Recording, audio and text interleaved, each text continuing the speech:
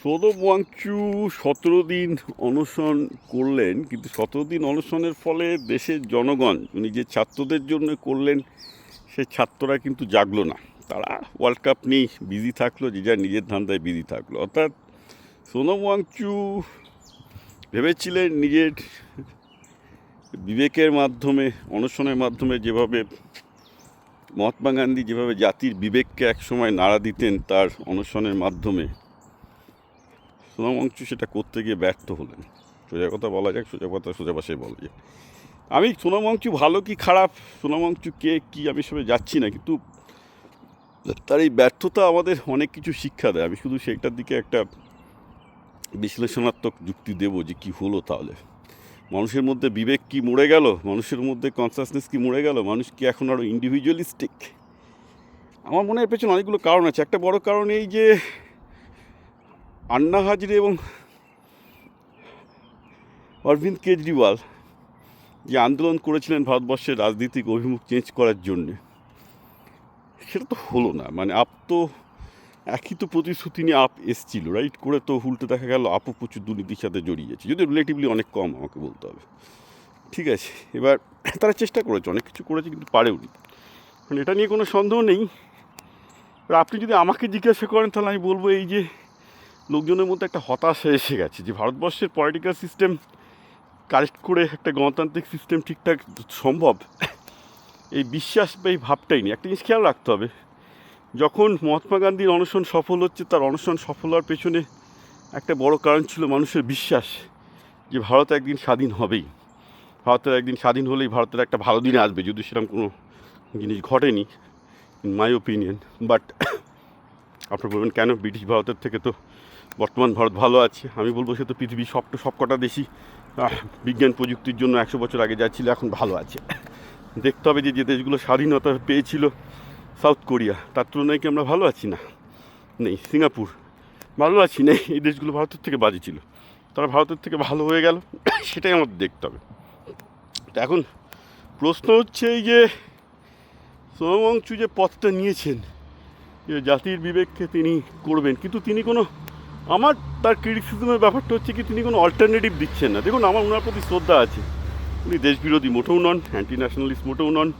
তিনি ভারতের সেনাবাহিনীর জন্য প্রযুক্তি তৈরি করেছেন, বাচ্চাদের তৈরি করছেন, কিন্তু একটা কোথাও বিরাট ফাঁক রয়ে যাচ্ছে ওনার আন্দোলনের মধ্যে।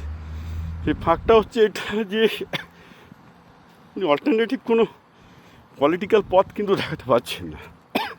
ঠিক আছে, ধরা যাক ওনার কথায় ধর্মেন্দ্র প্রধান পদত্যাগ করলেন, হলো, খরচ হয়ে গেল, ধর্মেন্দ্র প্রধান পদত্যাগ করলো। তারপর ধর্মেন্দ্র প্রধানের জায়গায় যে আসবেন তিনি কি বেটার কাজ করবেন?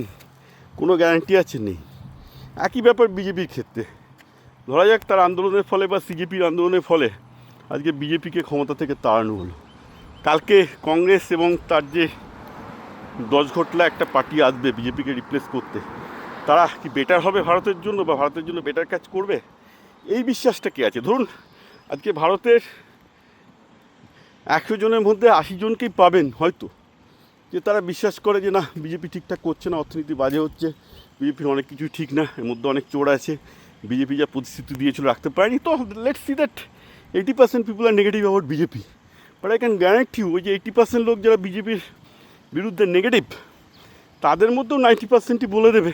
তার মানে এই নয় যে তারা একটা এক্সপেক্ট করেন যে কংগ্রেস আসলে বা বিরোধী আসলে কিছু বেটার কাজ করবে। ভারতের গণ্ডগোলটা কিন্তু এখানটাতে, বিজেপি যে খুব ভালো কেউ কিছু করবে এক্সপেক্ট করছে না, কিন্তু বিরোধীদের প্রতি একদম জিরো কনফিডেন্স চলে এসছে। বিরোধীকে স্ট্যালিন, বিরোধীকে রাহুল গান্ধী, বিরোধীকে মমতা ব্যানার্জি, এরা কি কোনো একটা কোনো পলিটিক্যাল রূপরেখা মানুষকে দিতে পেরেছে? পারেনি, বরং ব্যর্থ হয়েছে, আরও বিশাল রকম ব্যর্থ হচ্ছে। তো ন্যাচারালি একটা হতাশার জায়গায় চলে এসছে, যেটা ভারতের মানে মানুষ, হ্যাঁ, all driven by positive things. তারা চাই যে একটা সামনে একটা আশা দেখতে, যেটা যখন আন্না হাজারের মুভমেন্টের সময় ছিল। সোনম ওয়াংচুকের সময় একটা দুর্ভাগ্যজনক হলো সত্যি, তার 17 দিনের অনশন দেশের ছাত্রদের একদম ইন্সপায়ার করতে পারেনি।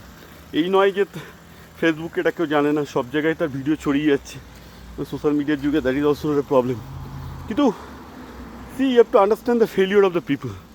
লোকে এত ব্যর্থ হয়েছে, এত ব্যর্থতা দেখেছে, লোকে প্রশ্ন করছে আদৌ কি এই লোকটার কাছে কোনো কংক্রিট সলিউশন আছে? উত্তর তো একটাই, ওনার কাছে কোনো কংক্রিট সলিউশন নেই। সুতরাং রাজনীতিকে বাদ দিয়ে, ভারতের মূল গণতান্ত্রিক সমস্যাগুলোকে বাদ দিয়ে, সংবিধানের মূল সমস্যাগুলোকে বাদ দিয়ে আপনি যদি বিজেপির পেছনে হাত ধুয়ে বসে যান, আই ডোন্ট থিঙ্ক যে লোককে আপনি আগে আন্না হাজারের মতো বোকা বানাতে পারবেন না। You really have to give a deeper solution to this country, যে আপনি কি চাইছেন, সত্যি এটা সমাধান আনতে পারবে কিনা। যার জন্য ওই ভক্ত ব্যানার্জি আর দুবরাটির ফলোয়ার সংখ্যা বাড়বে, তাতে কিছু হবে না, ঠিক আছে, তাতে ইম্প্যাক্ট বাড়তে পারে, কিন্তু তাতে কিছু হবে না, কারণ জনগণ জানে অল্টারনেটিভ সেরকম কিছুই নেই। তারাও কোনো অল্টারনেটিভ দিতে পারছে না, কারণ অল্টারনেটিভ যাদের কথা, এই তৃণমূল কংগ্রেস থেকে শুরু করে ডিএমকে, তাদেরকেও জনগণ চেখে দেখে নিয়েছে, কেউ অত বোকা নয়।